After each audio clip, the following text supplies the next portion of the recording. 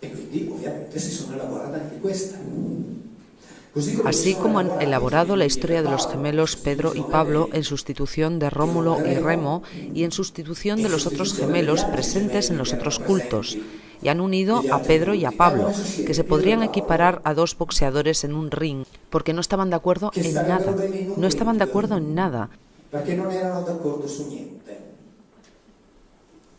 Non erano d'accordo su niente. Se llevaban como el perro y el gato, pero dado que la gente no lee, no leemos la Biblia, no leemos las cosas, entonces ponemos a Pedro y a Pablo y reemplazamos los dioscuri, los gemelos, porque en los primeros años del cristianismo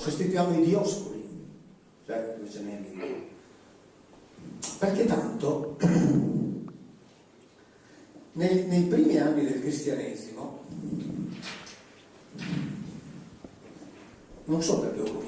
no sé por qué he empezado por aquí, quería empezar con otra cosa.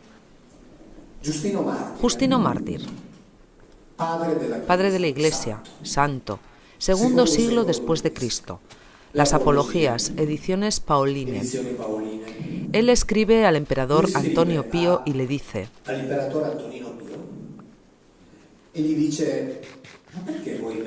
¿pero por qué se meten de esta manera con nosotros los cristianos cuando nuestro Jesucristo es exactamente igual al vuestro?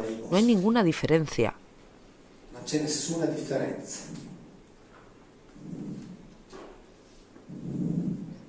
Cuando decimos que ha muerto crucificado, ha resucitado y ha subido al cielo, no aportamos ninguna novedad con respecto a los que entre vosotros son llamados de Zeus. Padre de la Iglesia, Santo. Aquí estamos todavía en el periodo en el que se predicaban varias decenas de cristianismos diferentes, antes de que Constantino los juntase en Nicea y dijera: ahora elijan aquí uno, el que queráis, me da igual, pero uno. Si además, como hemos mencionado anteriormente, queda claro que se generó un Dios como Logos, de manera especial, fuera de la creación normal, pero esta concepción es común a la de los que dicen que Érmete es el Logos mensajero de Zeus. Nuestro logo es igual al de ellos. Si luego alguien nos regañase, nos recordara el hecho de que fue crucificado, hay que decir que también esto es común a los hijos de Zeus, que fueron crucificados antes. Si luego digamos que se gestó en una chica joven, también en esto coincidimos. Joven doncella o virgen, porque en griego partenos significa ambas cosas. También por esto. Tenemos un elemento común con Perseo, pero cuando afirmamos que ha sanado a zombis, paralíticos e infelices desde el nacimiento, todo esto coincide con las acciones. ¿Por qué se meten con nosotros? Nuestro Jesucristo es igual al de ustedes, no hay ninguna diferencia. Padre de la Iglesia. Esto es lo que pensaban en el siglo I después de Cristo. Y lean por favor a Celso, buscadlo. Él es obviamente un apologeta. Celso, sin embargo, se oponía a los cristianos. Pero Celso dijo claramente: si los cristianos dicen que este de aquí, este Jesús, nombre ficticio, porque él se llamaba Josué como millones de otros connacionales suyos, porque era el nombre más difundido, se convirtió después en Jesús, porque primero se modificó en griego y después fue modificado en latín, pero todos los otros de la Biblia se llaman Josué. A él lo llaman Jesús para hacer entender que es diferente, pero él es Josué, como todos los otros. Dicen que este de aquí era el único, y se puede entender bien que es una mentira, porque ellos mismos afirmaban que vinieron muchos mensajeros como él, antes que él, incluso en grupos de 60, 70 a la vez. Esto lo dice Celso de los cristianos. Celso escribe en el mismo tiempo que Justino, es coetáneo de Justino. O sea, la historia que ha sucedido ha sido reelaborada posteriormente. Toda junta podría tener sentido. Sin embargo, ha sido creada de manera que no tenga ningún sentido. Afortunadamente nos quedan estos textos, aunque sobre todo después, no solo del Concilio de Nicea, sino también del Edicto de Teodosio, debían ser destruidos. En el momento en el que los cristianos, de ser perseguidos, pasaron a ser perseguidores de la misma manera que los otros. Sin ninguna diferencia. Entonces, en realidad, nosotros estamos dentro de este tipo de religión. Un libro que tengo que mencionar, mientras estamos aquí, os lo cuento ahora mismo, así nos queda claro.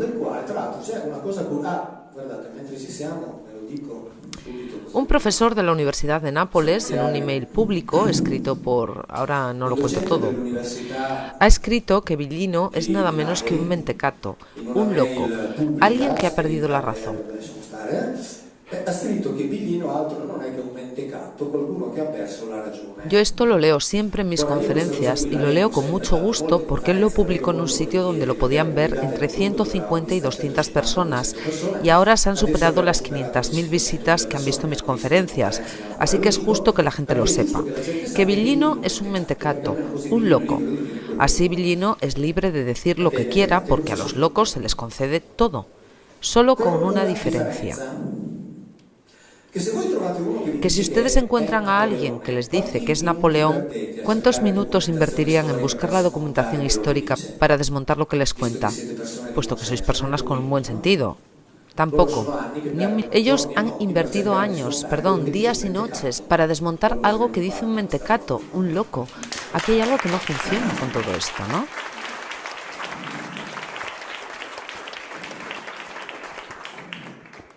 Y este libro de aquí, este conjunto de libros de aquí, es un libro del que hablamos inapropiadamente. ¿Qué significa inapropiadamente? Digo inapropiadamente porque no nos afecta. Cosa vuol dire impropriamente? Dico impropriamente perché non ci riguarda, a meno che tra di voi. Salvo que aquí entre ustedes haya un israelita, no judío, un israelita, o sea, uno que sea seguro descendiente directo de la familia de Jacob de Israel.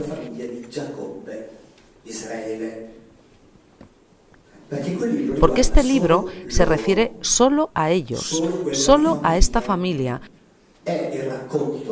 Es la historia entre esta familia y este individuo de nombre Yahvé. Punto. Los demás no tenemos nada que ver. Para entendernos. De Noé nacen 3 hijos. A la Biblia le interesan los semitas, Sem, hijos, etcétera, etcétera. Hasta que llega uno de nombre Eber, así nos entendemos, del cual descienden los Ibrim, o sea, formalmente los judíos. De Eber, hijos, cientos de familias, etcétera, y ramificación. Uno que se llama Teraj. Teniendo en cuenta que lo que haya escrito en la Biblia sea verdadero, porque yo no lo sé. ¿Me explico? O sea, estoy obligado a suponer que lo que haya escrito sea verdadero. Porque hay incluso rabinos, por ejemplo, que niegan la existencia de Abraham. Dicen que nunca existió, que es una invención. Yo, de hecho, supongo que la Biblia sea verdadera. Si luego todos juntos llegamos a la conclusión de que la Biblia no es verdadera, yo la cojo y la tiro en el contenedor de recogida de papel. Para mí no hay ningún problema. Ningún problema. Pero como me dicen que la Biblia es el libro de los libros, yo supongo que lo que haya escrito sea verdadero. Y al menos voy a ver lo que está escrito, porque si además de no saber quién la ha escrito, cuándo la han escrito, cómo fue escrita, cómo era leída en origen, y además esos de ahí que no sabemos quiénes son, cuando querían decir algo decían otras cosas, entendéis que estamos en el caos más absoluto, ¿no? Pero es lo que la teología se ve forzada a hacer, porque si la teología no hace esto, el Dios ahí dentro no lo encuentra ni con una linterna. O sea, la teología está forzada a decir algo diferente de lo que dice el texto, cuando el texto quería decir otras cosas. Pero si no sabemos tampoco quién la ha escrito, ¿cómo pretendemos estar en su cabeza? Terach tiene un hijo que se llama Abraham, uno que se llama Macor y otro que se llama Harán. Abraham tiene a Isaac y Jacob. Tiene a Jacob y a su hermano Esaú.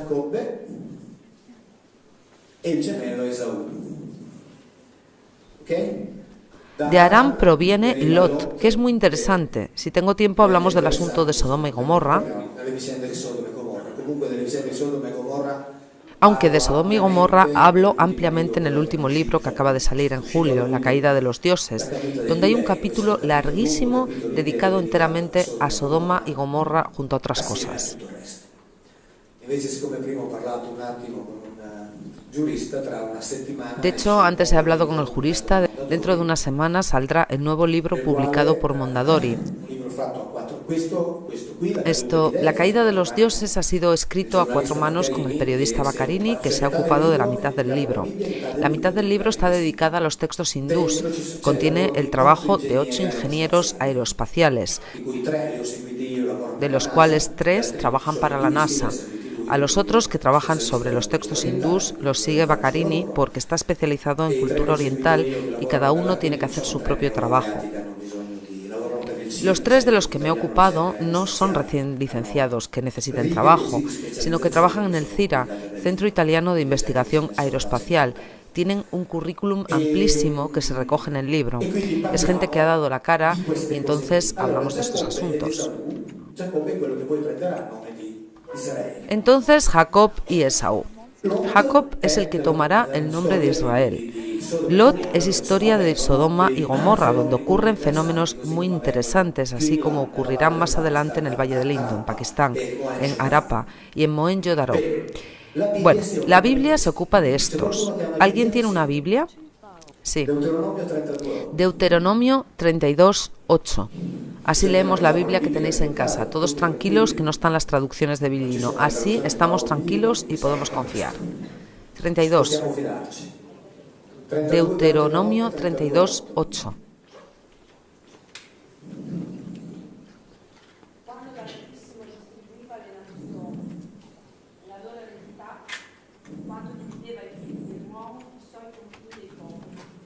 Cuando el Altísimo hizo heredar a las naciones, cuando separó a los hijos del hombre, estableció las fronteras de los pueblos según el número de los hijos de Israel.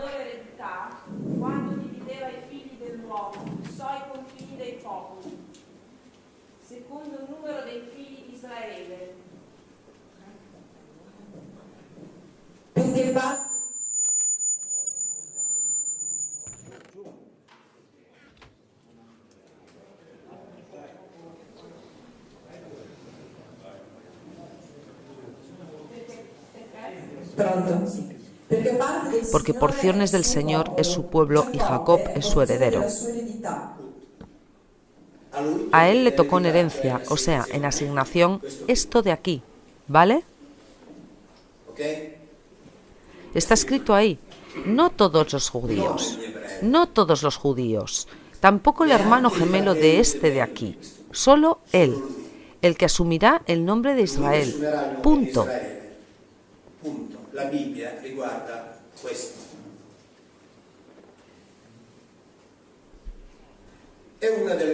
Es una de tantas bilinadas.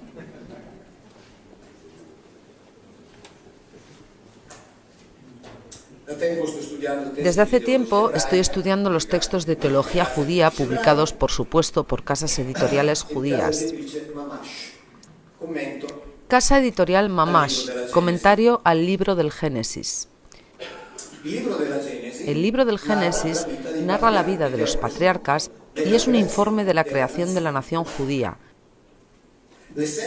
La esencia de la creación no es la historia de montañas, de valles, de océanos y desiertos, tampoco de animales y de hombres. Es la historia del nacimiento de Israel, el pueblo que ha heredado el deber de Adán. Punto.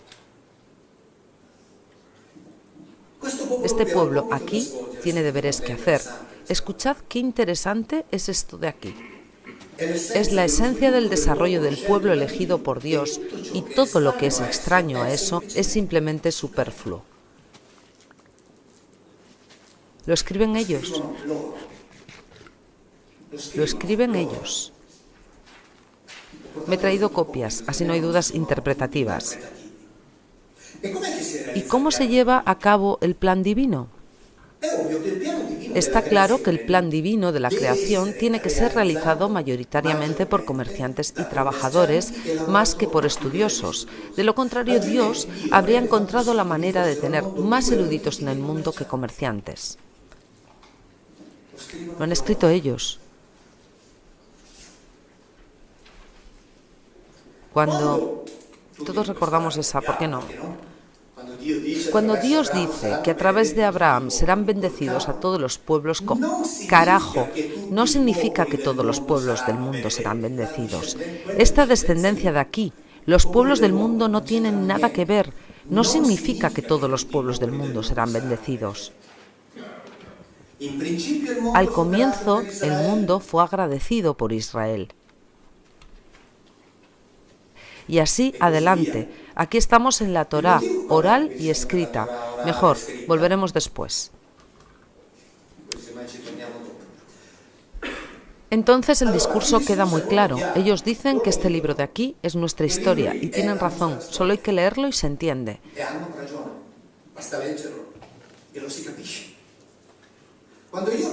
Cuando veo al Papa y al rabino jefe de la comunidad judía de Roma, que se saludan con besos y abrazos, veo una hipocresía espantosa, porque no están de acuerdo en nada.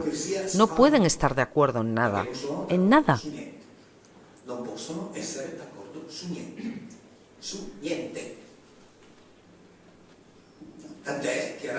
Tanto es así que Riccardo Shemuel Disegni, cuando se han encontrado, esto no es muy importante, la fe no es objeto de negociaciones políticas. O sea, vosotros tenéis la vuestra y nosotros la nuestra. Si yo fuese judío y oyera decir a los cristianos que vosotros sois nuestros hermanos mayores, me enfadaría mucho y diría que no es así.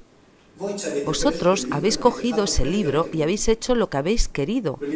Ese libro es nuestro, no vuestro. No se refiere a vosotros, se refiere a nosotros y no tenéis nada que ver. Pero si los judíos y los cristianos se pelean, existe el riesgo de que la gente empiece a entender el por qué, partiendo del mismo libro, no están de acuerdo en nada. Entonces hay algo que no funciona bien. Por supuesto hay algo que no funciona bien. Hay mucho que no funciona bien, porque toda la teología cristiana es un invento. Entonces no va bien porque Yahvé se encarga de Israel y ya está. Y si leéis bien el Nuevo Testamento, veis que también Jesús se ocupa de Israel. Lo dice expresamente, ya que es un rabino judío y sionista. Entonces, específicamente, Mesías judío. El Mesías cristiano es un invento puro de Pablo.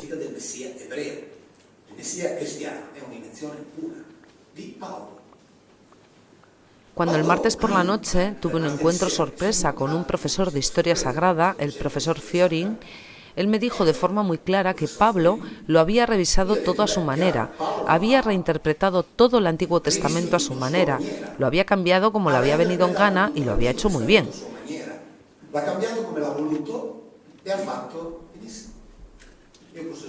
Yo puedo dejar de dar conferencias. Pablo se lo ha inventado todo. Para escribir esta nueva religión, para su uso y consumo, necesitaremos contar la historia del cristianismo. Pero él ha dicho otra cosa. Ha dicho, está claro que en el Antiguo Testamento no se habla de creación desde la nada. Pero cuando lo digo yo, me masacra. Cuando lo escribí en un libro, no hay creación en la Biblia. ¡Qué reacciones! Pero yo me pregunto lo siguiente. Cuando me reuní en Milán hace 2 años, en marzo, en una reunión pública frente a 600 personas, con el profesor de teología de la Facultad de Teología de Italia del Norte, el arzobispo ortodoxo, uno de los más importantes especialistas en la Biblia italiano, el maltese, el doctor Garrone, y el rabino jefe de la comunidad de Turín, todas estas cosas salieron. Todas. En la Biblia no hay conceptos metafísicos, no hay inmortalidad, no hay eternidad, no hay creación desde la nada, no está el pecado original. Yo me pregunto por qué estas cosas no las dicen los sacerdotes en las iglesias. Y cuando yo estoy sentado frente a ellos y los oigo hablar, cuando los fieles hablan, se paran. ¿Por qué? Porque puede ser que ahí haya alguien que entienda un poquito de hebreo y digan, lo siento, mejor no decir nada, pero que lo digan con absoluta tranquilidad. Es evidente que la Biblia no habla de creación desde la nada. Como es evidente, digámoselo a todos. Digámoselo a los sacerdotes, que lo digan todos los domingos. Miren que la Biblia no habla de creación desde la nada.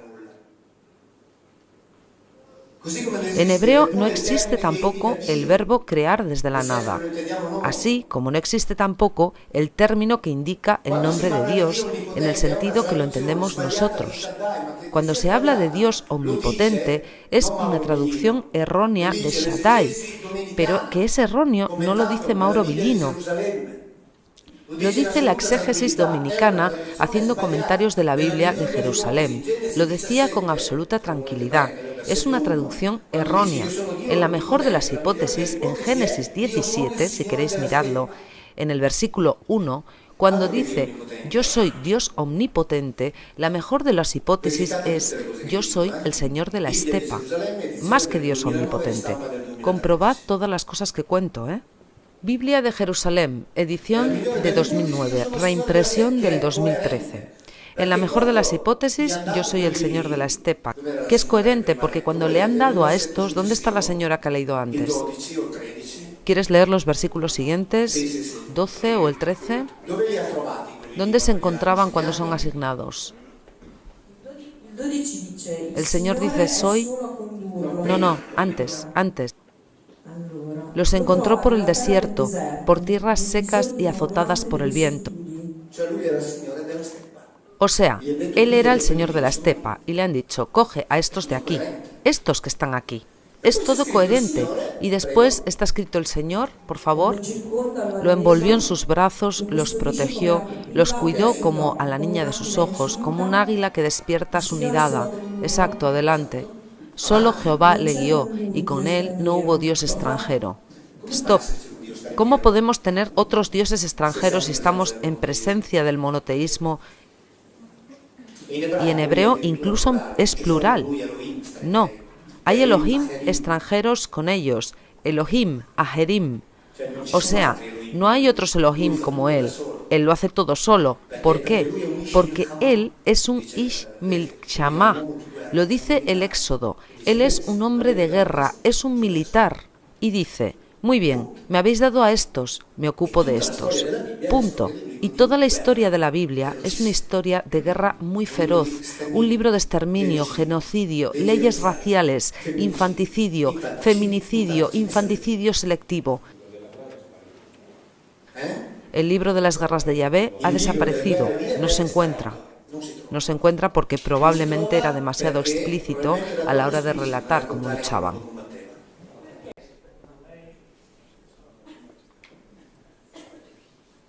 ¿Cuál es el motivo, según usted, de toda esta conspiración de 2 milenios de construcción y modificación de este libro? Porque durante 2000 años, gente de cultura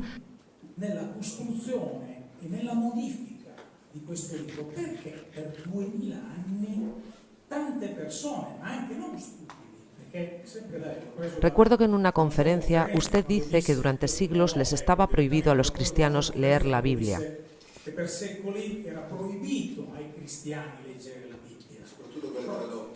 Sobre todo las traducidas.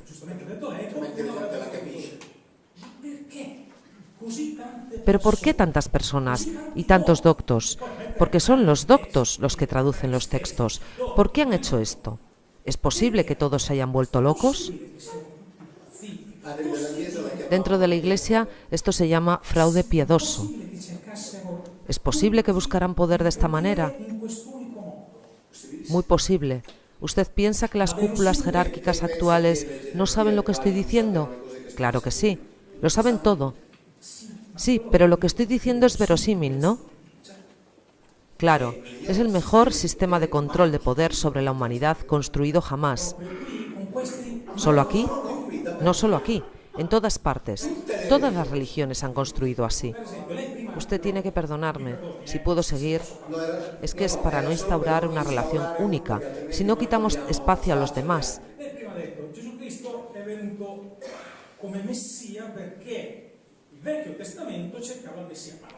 Jesucristo por el Viejo Testamento vino como Mesías buscando la salvación de la humanidad, pero no es verdad. A mí siempre me han dicho que no vino como Mesías, por lo tanto lo crucificaron, porque Jesucristo no era el Mesías que estaban esperando los sacerdotes, no era el libertador, el conquistador, era un tío, por usar sus palabras, hippie. Entonces, ¿por qué crucificarlo? Luego, fantástico un comentario suyo, disculpe, yo sigo.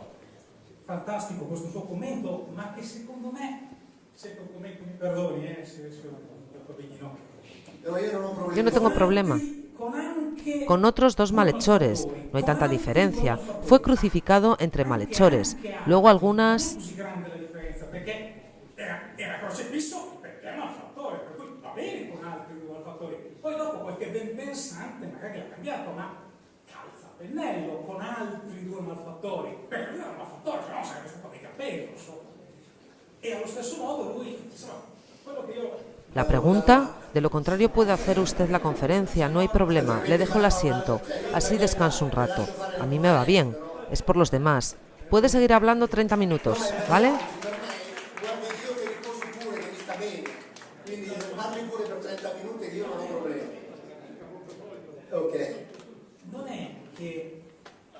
Habían encontrado algo más.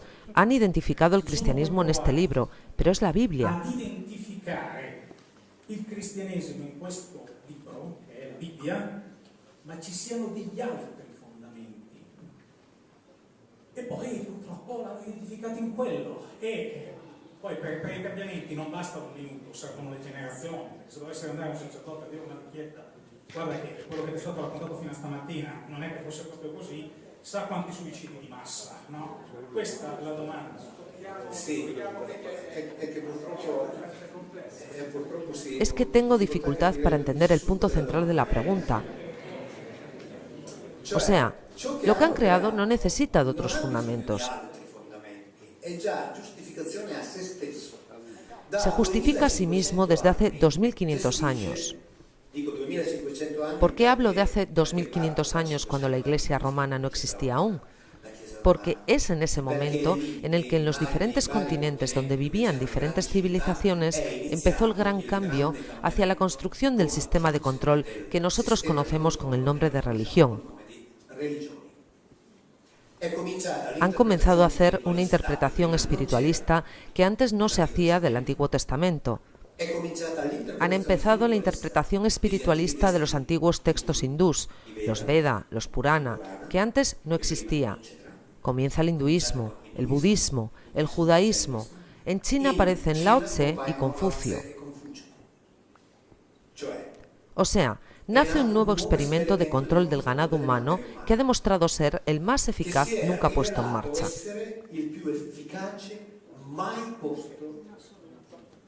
El más eficaz de forma absoluta, en vigor desde hace 2500 años. ¿Por qué?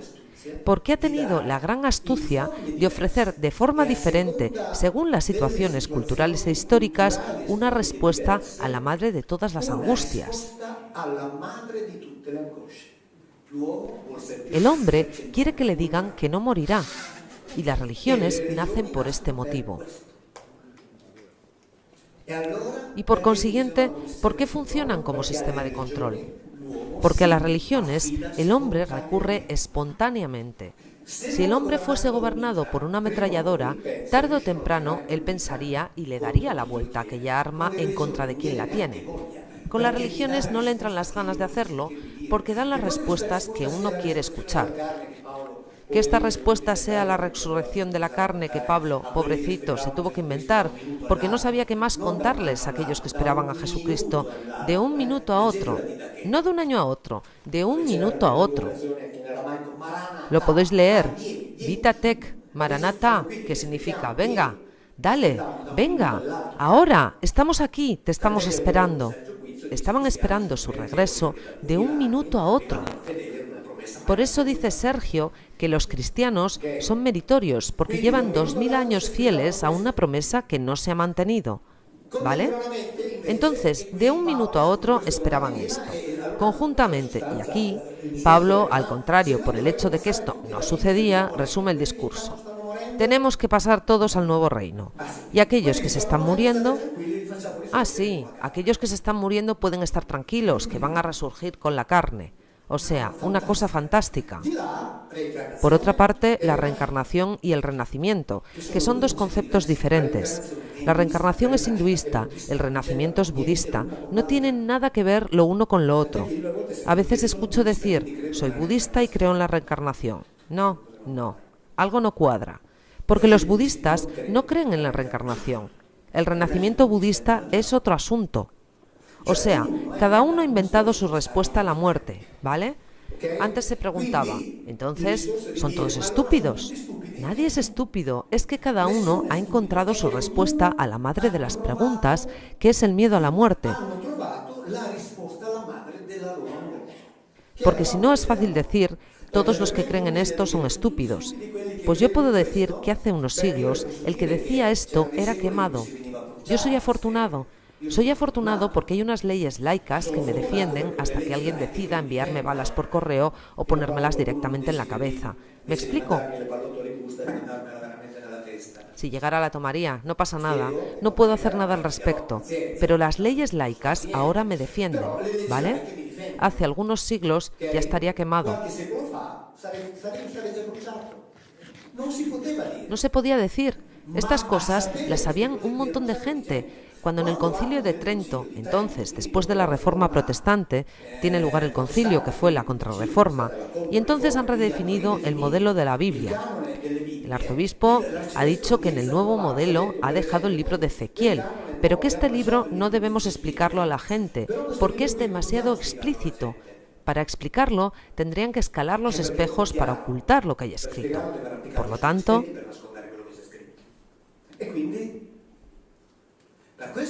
por este motivo, estaba prohibido en algunos momentos. O sea, si uno tenía una Biblia traducida, debía entregársela al obispo. No podías tenerla en tu casa, porque si la leías, la entendías. ¿Me explico? Y aquellos que están en la cúpula, estas cosas las saben muy bien, porque si creyeran por un solo minuto las cosas que predican, no vivirían así. Vivirían en el terror constante si creyeran.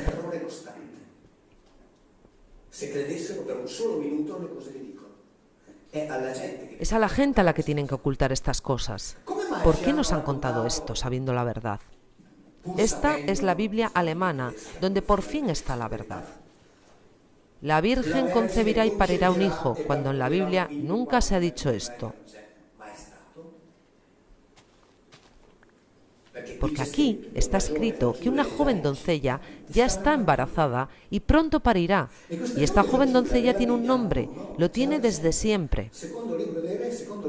Segundo libro de los Reyes, segundo libro de las Crónicas.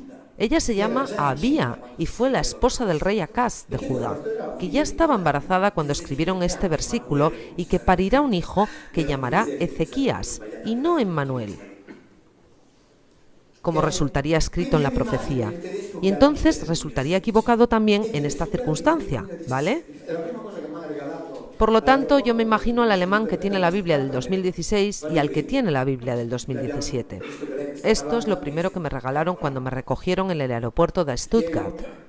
Mire, aquí, hace meses que usted está hablando de esto. Aquí está. ¿Me explico?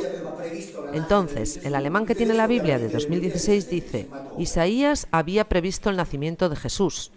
Y el alemán con la Biblia del 2017 dice, no, pero ¿dónde dice eso? Y aún hay más. En la nota a pie de página, de hecho, está escrito que el término hebreo alma no significa virgen, sino joven doncella. Finalmente. Yo lo digo desde hace... Pero no lo digo yo. Cualquier persona que sepa hebreo lo puede saber. Yo no soy nada, yo solo leo lo que está escrito.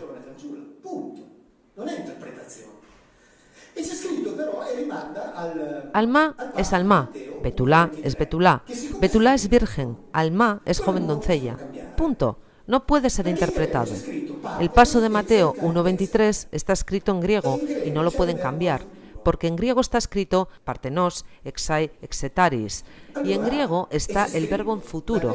Así pues, Mateo dice, como dice el profeta, partenos, que en griego significa tanto virgen como joven doncella, mientras en hebreo existe la diferencia, en griego no, así que cada uno lo puede traducir como quiera. Como dice el profeta, partenos, concebirá. Luego uno va a buscar atrás en el mismo libro y ve que el profeta no lo dice.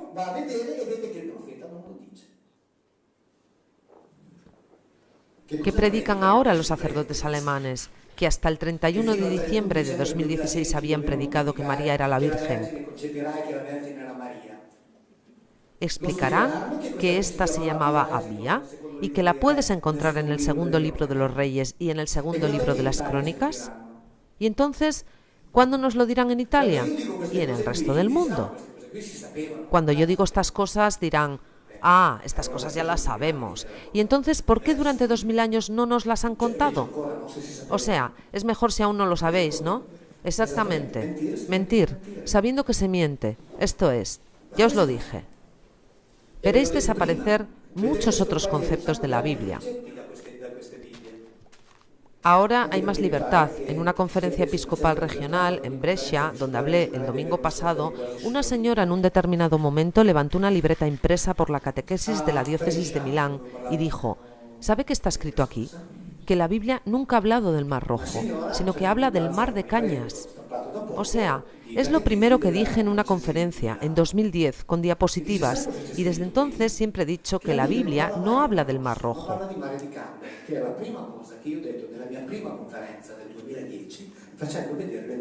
La Biblia dice que han cruzado un mar de juncos. Ahora en la catequesis lo escriben, pero cuando lo decía yo se abrían los cielos. Adesso nella catechesi lo scrivono, ma quando lo dicevo io, apriti cielo. Billy no se inventa las traducciones, eso es lo que dicen ellos. Pero ¿por qué no escriben a los obispos alemanes que están inventándose esto después de siglos de traducciones? ¿Por qué no les escriben a ellos?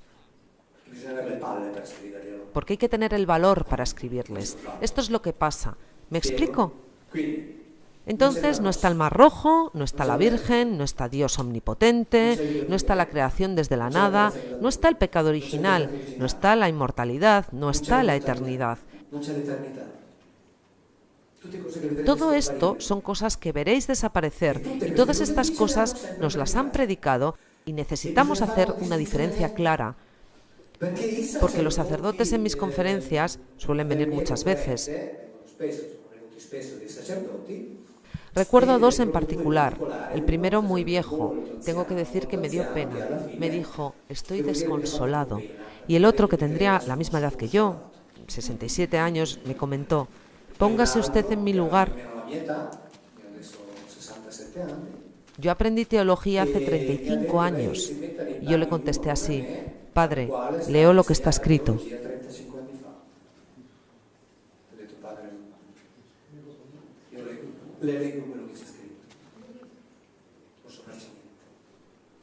No puedo hacer nada. En la Biblia no está tampoco la manzana. ¿Sabéis? No está la manzana.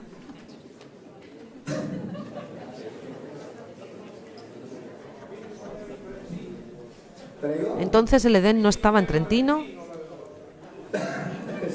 No, no estaba en Trentino. Entonces, quería decir unas cosas y estoy diciendo otras, pero es igual. Si a vosotros no os importa, ayer he descubierto que he perdido, se han llevado, no sé, algunos trocitos, ahora veo que me falta otro.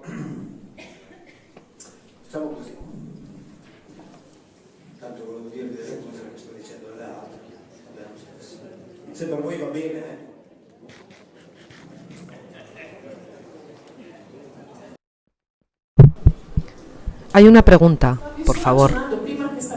Usted ha comentado que la semana que viene saldrá un libro nuevo, pero no ha dicho sobre qué versará. Sí, esto. El argumento es los condicionamientos que la teología cristiana utiliza en la jurisprudencia italiana y los condicionamientos basados en principios que la teología declara absolutos y no negociables hasta el punto de que se diga que si una ley se inspira en aquellos principios es vera rex, por el contrario es corruptio legis. Estos principios se hacen derivar del Dios de la Biblia, pero estos principios no están en ella.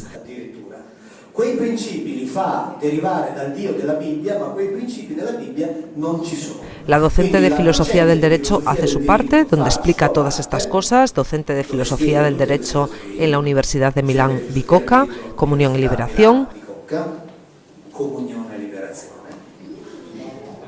Yo explico y documento que estos principios en la Biblia no están. El título es La Biblia nunca lo dijo y el subtítulo es ¿Por qué la ley de Dios no debe convertirse en la ley de los hombres?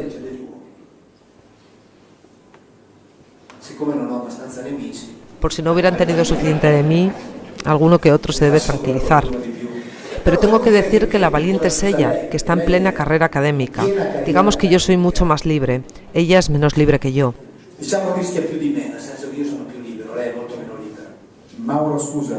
Mauro, perdona, hay una pregunta por parte de nuestro Max.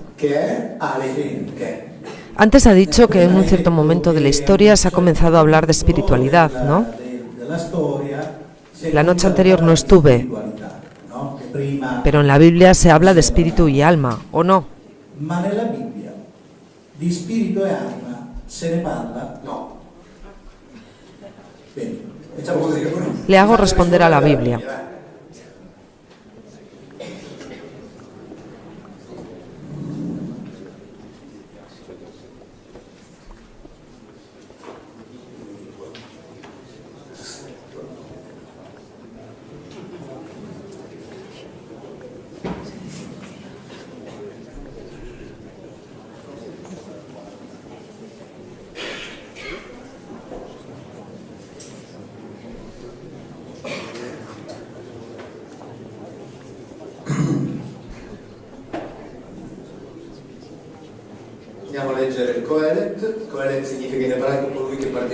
Vamos a leer el Coret.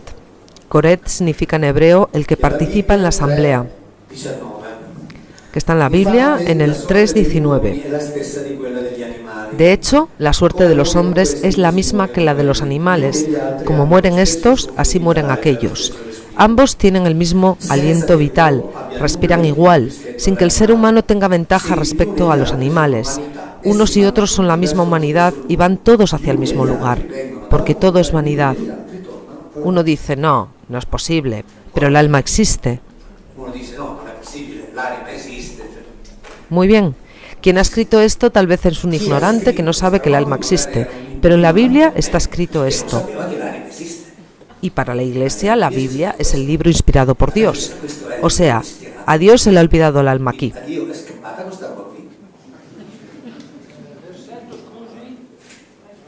Versículos, 3:19 y siguientes, obviamente. Entonces Dios no estaba cuando se escribió el borrador, porque esta de aquí es la Biblia de Familia Cristiana, no la traducción de Mauro Villino. Tanto es que yo he estudiado hebreo con un profesor de la comunidad hebrea de Turín, y cuando iba a clase siempre que charlábamos me decía, del alma no sabemos nada porque nunca hemos hablado, no nos ha interesado nunca. Todo pasa aquí, premio y castigo, todo aquí. Tú haces las cosas que yo te digo aquí y yo te premio aquí. Tú no haces las cosas que yo te digo aquí y yo te extermino aquí. Punto. Basta.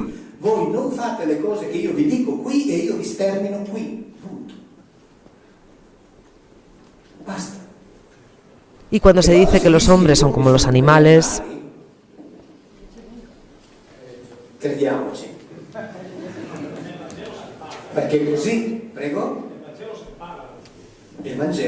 el Evangelio es invención griega, que no tiene nada que ver con la Biblia hebrea. Sin las ideas platónicas y neoplatónicas, el Evangelio no existiría. Esto es una cuestión de fe. A mí no me interesa. Es una cuestión de fe. No.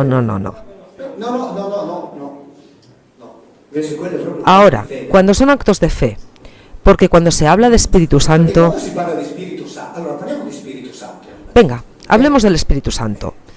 Bien, si leéis la obra del jesuita Jean Danielou, cardenal académico de Francia, docente de teología que ha dirigido un estudio extensísimo, exactísimo, sobre la figura de Gabriel, sobre la figura cristiana del Espíritu Santo, en su libro escribe que no se trata de interpretaciones, pero todos los estudios, y usa ese término, imponen saber que Espíritu Santo no es otra cosa que la transposición cristiana del Gabriel del Antiguo Testamento.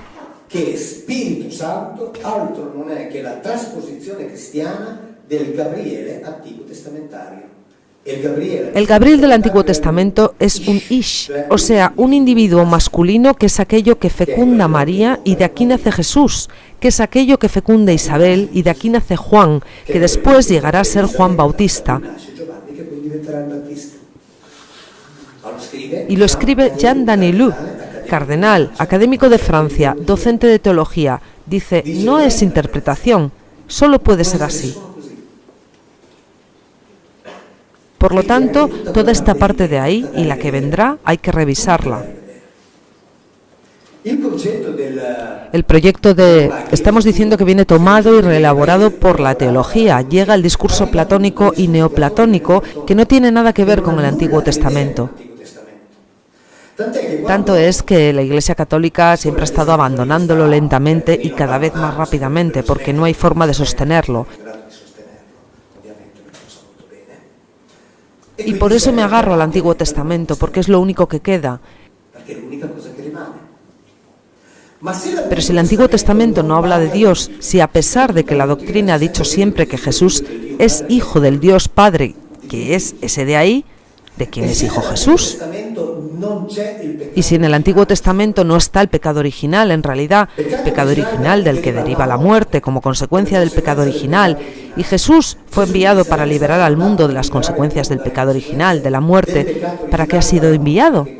Sin cliente y sin motivo desde el punto de vista cristiano. Desde el punto de vista hebraico, no.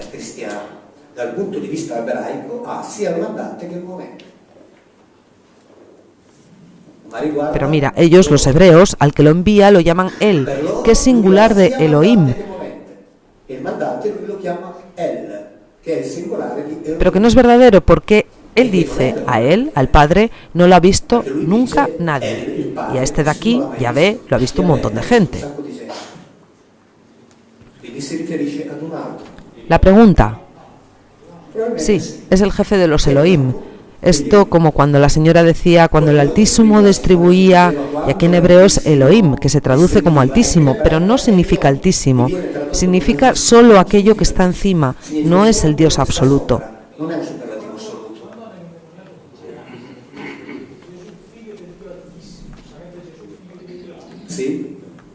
Sí, por el trámite de Gabriel, exactamente, por el trámite de un Gabriel, porque Gabriel no es el nombre de un individuo, es funcional. Gebel Dier significa uno que ejerce el poder en nombre de un él.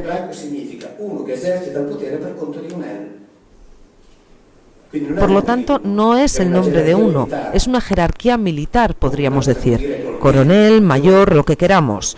Un Gabriel es alguien que ocupa un alto grado y que se acuesta con la compañera de otro. ¿Me explico?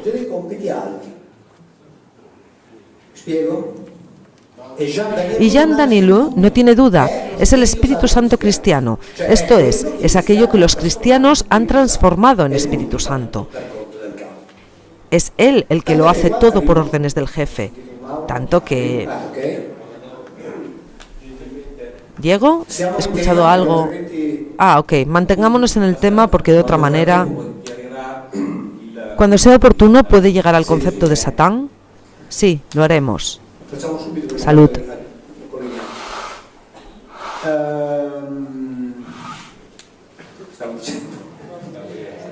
Gabriel. Sí, es cierto, eso quería decir. Cuando Gabriel va a visitar a Daniel, al profeta Daniel, en el Antiguo Testamento, Daniel dice, vi llegar un Ish. Es decir, ve llegar un individuo masculino. En la Biblia que tenéis en casa está escrito volando con ligereza.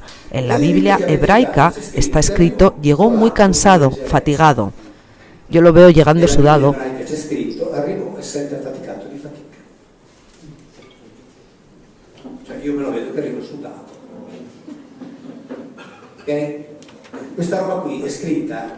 Esto que acabo de decir está escrito en el diccionario de etimología publicado por la Universidad de Haifa. No es traducción mía. Solo hace falta mirarla y uno entiende que llegó agotado. No volando con ligereza. Pero como para la teología cristiana Gabriel es un ángel, debe llegar volando. Pero no es así. En hebreo dice que llegó fatigado. Punto. No es interpretación, es leer lo que está escrito.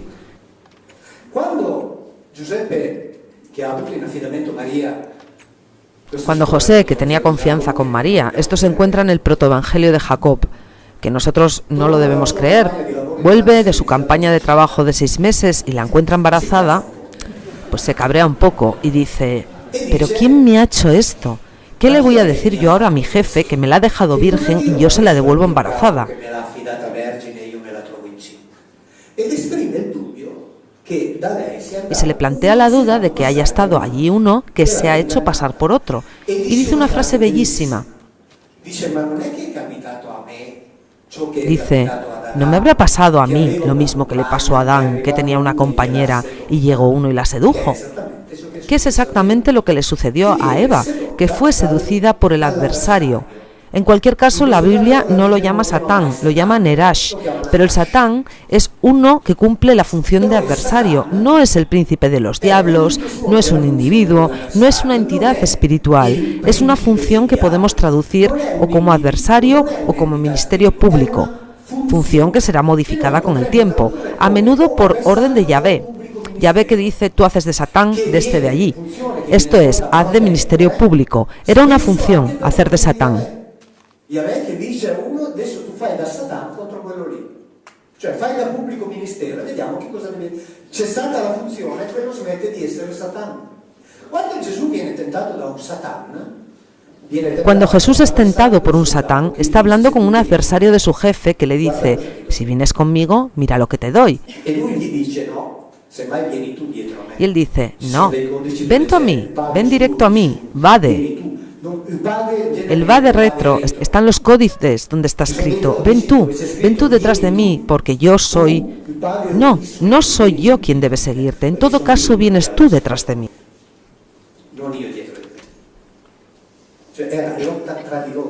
Esto es, era una pelea por el poder, y Jesús era uno de los personajes, como un montón de otros antes y después. Pero esto es lo que sale del texto. Después está la narración teológica, después vendrá la narración teológica.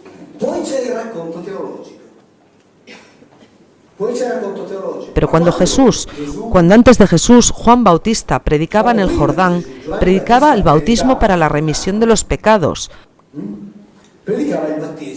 Ahora en el mundo hebraico el concepto de pecado no está. En el mundo hebraico solo Dios puede redimir los pecados. En el mundo cristiano el pecado se redime por medio de la confesión. Han inventado el sistema de declaración más eficaz que ha existido nunca en la historia de la humanidad. Cuando en la Edad Media alguien mataba a alguien, si el poder laico lo quería hacer confesar, no hacía falta arrancarle las uñas, porque uno iba espontáneamente a confesar, he sido yo el que lo ha matado. El cura lo sabía todo, de todo el mundo. Sabía del marido que engañaba a la mujer y de la mujer que engañaba al marido. Los tenía todos bajo control. Control de masas. Ahora, ¿el discurso cuál es? Es que Satán es el adversario. Y cuando... ¿qué estaba diciendo?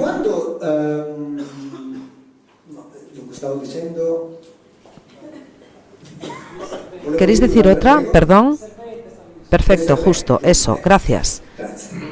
Cuando José recuerda aquello, entre tanto, hay que entender que en el tiempo de Jesús pensaban, era evidente, de dominio común, que Eva había sido seducida por otro, por un adversario.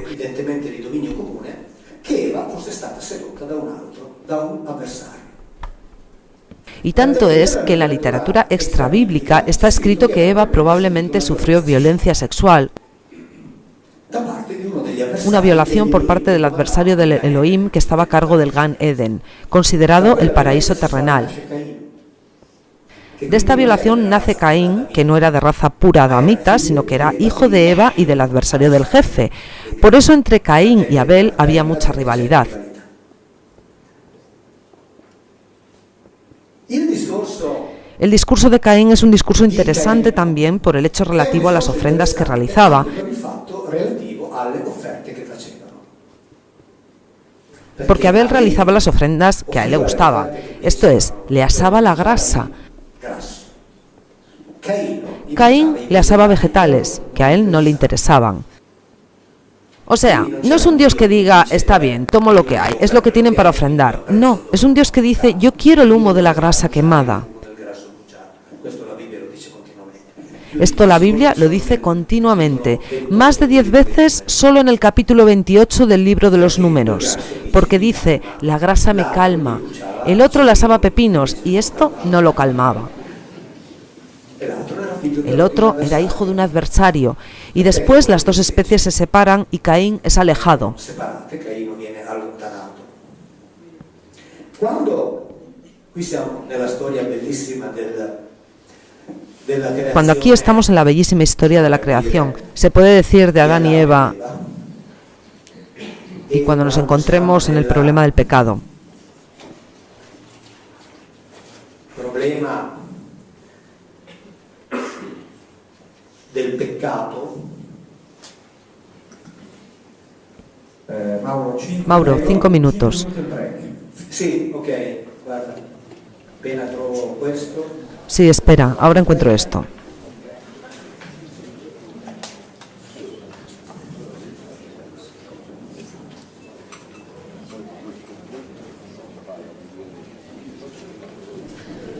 Qui c'è Riccardo Rontini. Aquí tengo a Ricardo Rontini, con el que me he dividido un montón de insultos en lo que respecta al trabajo de la saga de los Elohim, Condividere il lavoro sulla saga degli Elohim. cuando decidimos contar que Adán había tenido relaciones sexuales con una oveja y nos cayeron un montón de insultos. Con una pecora. E ci siamo beccati un sacco di insulti. Insieme agli altri, non è che... La Biblia dice que Dios omnipotente toma al Adán y lo coloca en el Gan Eden. Prese l'Adam e lo pose in Gan Eden. La teología dice que Dios creó al hombre en el paraíso terrestre, pero eso no es lo que dice la Biblia. La Biblia dice que ha cogido al Adán, que había hecho en otro lugar, y lo ha metido en el paraíso terrenal. Gan significa lugar, recinto protegido, puesto en Edén, para que trabajara allí y custodiara este lugar. Y este Dios omnisciente, después de un tiempo, se da cuenta de que la compañía de los animales para Adán no es suficiente. Ahora, es normal, hay que decir que en hebreo compañía se dice estar delante. Esto es, la palabra hebrea literalmente es estar frente a. Entonces es fácil imaginar a este Adán, este grupo de machos, solo había machos, este grupo de machos que trabajaban en este laboratorio experimental donde los Elohim habían colocado vegetales que daban frutos buenos para comer, esto es, cultivaban especies comestibles en este laboratorio.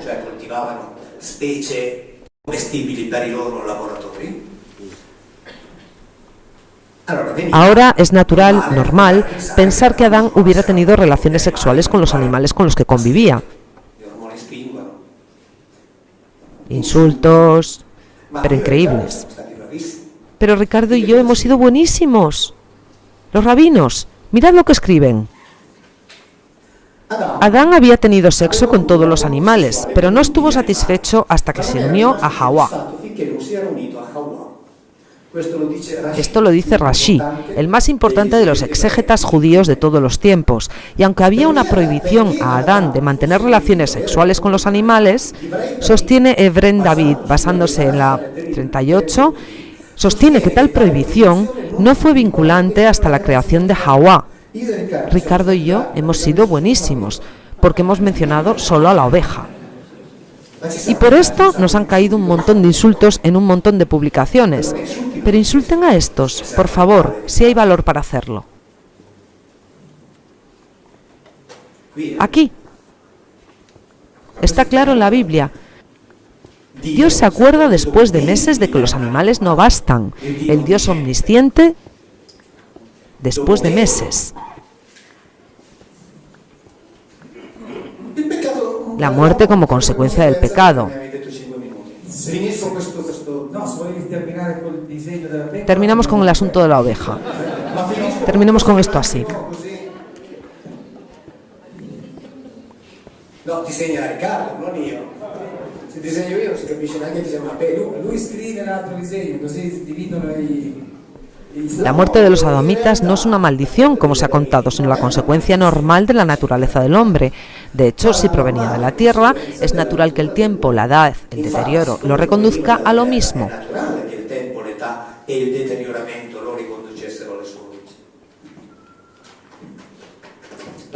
Así que no es efecto del pecado original, que no existe, luego hablamos de ello. Pero una última cosa para aquellos que dicen que Villino se inventa las traducciones.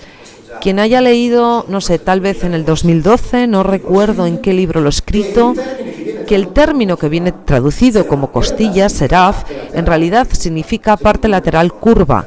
Seguro que hay alguien que lo recuerda. El significado de esta palabra en hebreo es lado flanco. Exactamente lo que yo he escrito en el 2012 o 2014. Exactamente lo mismo. La costilla no está.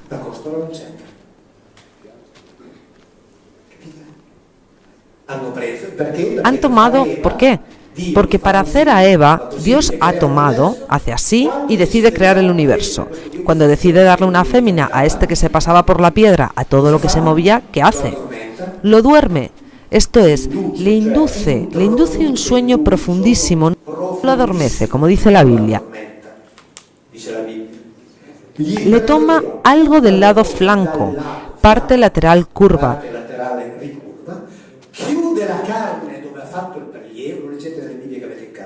Le cierra la carne y de aquello que ha tomado, está en la Biblia que tenéis en casa, hace a la fémina. En hebreo, de hecho, no está escrito, por suerte, el término que viene falsamente traducido como crear, pero está el verbo yatzar, que quiere decir modelar, darle forma, fabricar. Esto es, que se dice formó a la fémina. Y termino, no te preocupes. Génesis 2:23. No, 22. El Elohim Yahvé, aquí viene traducido naturalmente como costilla, con la costilla que le había quitado a Adán, formó a la fémina, después la condujo al hombre y Adán dijo, esta vez es carne de mi carne y huesos de mis huesos. Esta vez, no las otras mujeres que me has dado.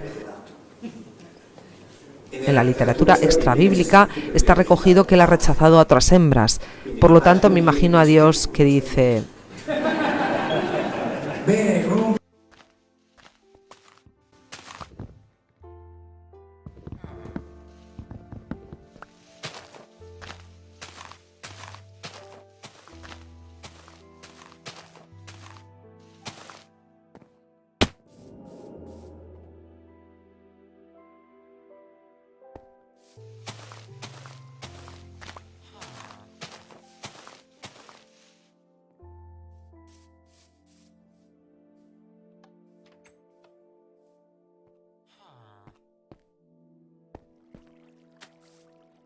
Ah.